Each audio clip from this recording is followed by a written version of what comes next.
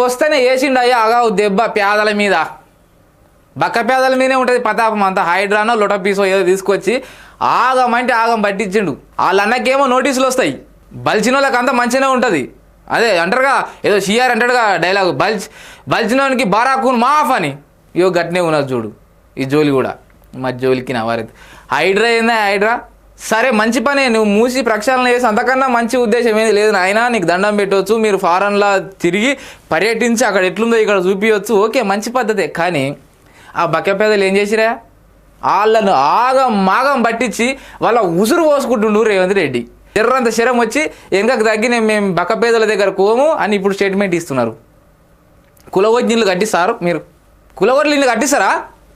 వాళ్ళు ఈఎంఐలు పెట్టుకొని బ్యాంకు లోన్లు పెట్టుకొని అవస్థ పడి జీవితకాలం సంపాదించింది తీసుకొచ్చి అన్ని ఇంటి పుణ్యానికి కట్టుకురా అయ్యా.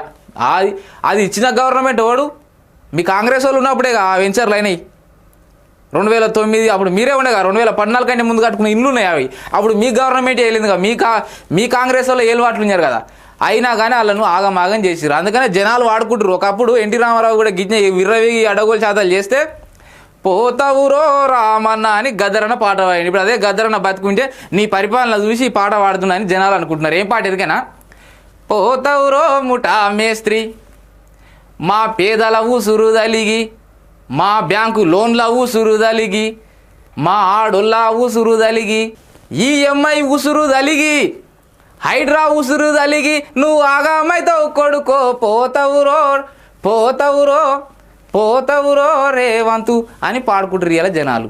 మంచి చేస్తే మంచి అనాలే, చెడు చేస్తే చెడే అనాలి.